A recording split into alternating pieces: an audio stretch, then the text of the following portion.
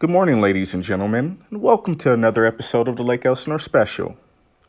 Men and women of society, I hope that you're having a blessed day.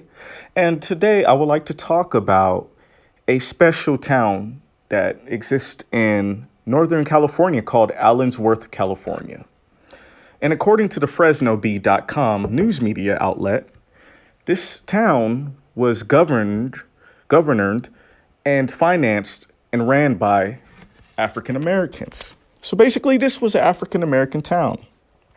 This town was founded in 1908 by the Singleton family, who migrated from Kansas to avoid segregation in the Ku Klux Klan. Lieutenant Colonel Allen is a former slave who died in 1914.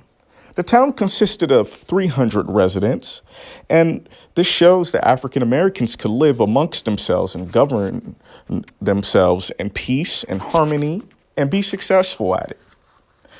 Now, although this town was basically discontinued because the water wells and the water canals ran out of water due to predominantly white-owned towns that existed around them, they basically had to migrate to other places.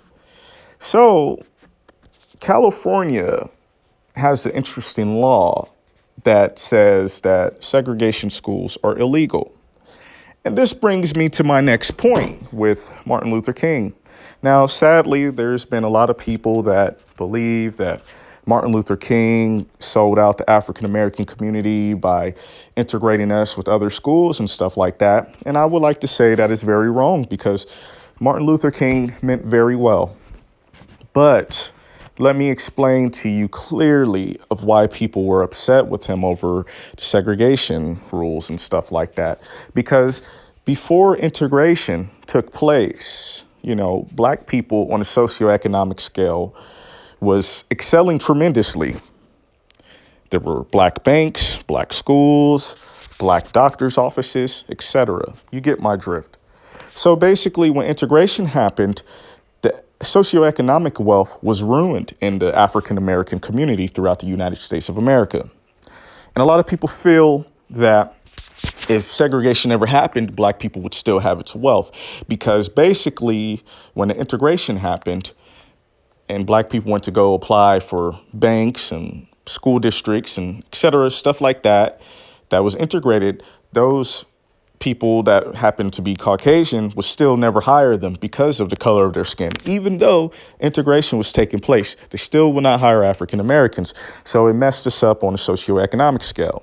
Currently, we are last place on a socioeconomic scale in the United States of America. And it is up to us as a people to basically, generate wealth and money for themselves.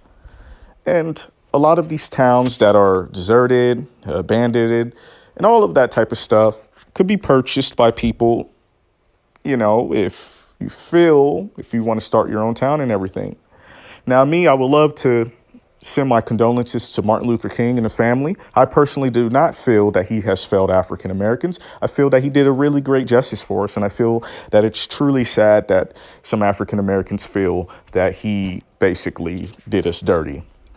I don't feel that way because I understood what he meant, and I understood what he meant by, I'm afraid I left my people in a burning house. Basically, what he meant was, okay, integration's great, racism is done because I'm not a racist person.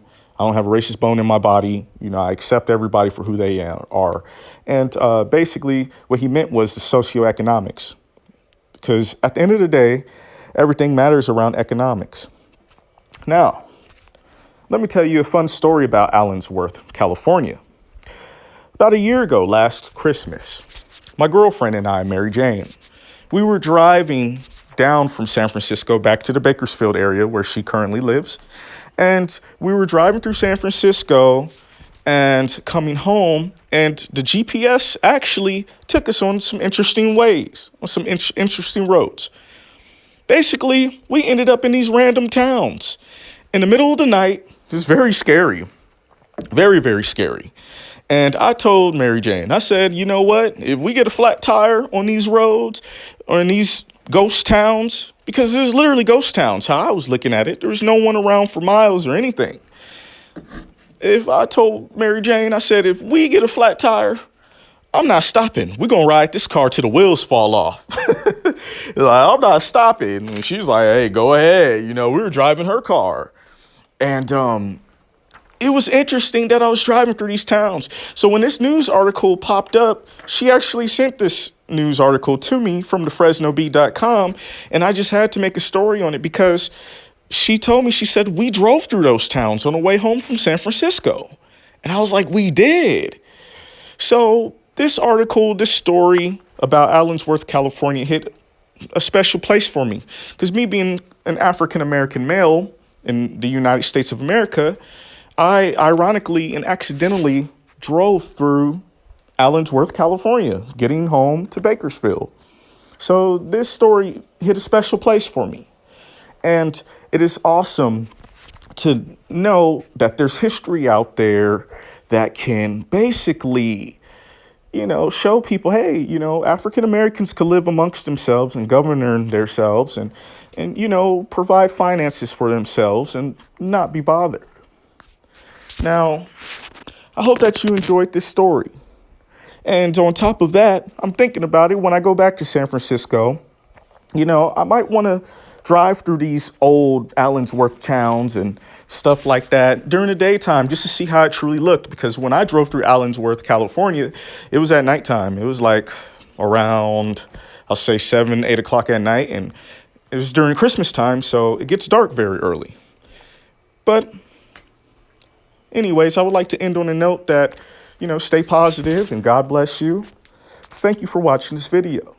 Please subscribe if you like. Good day.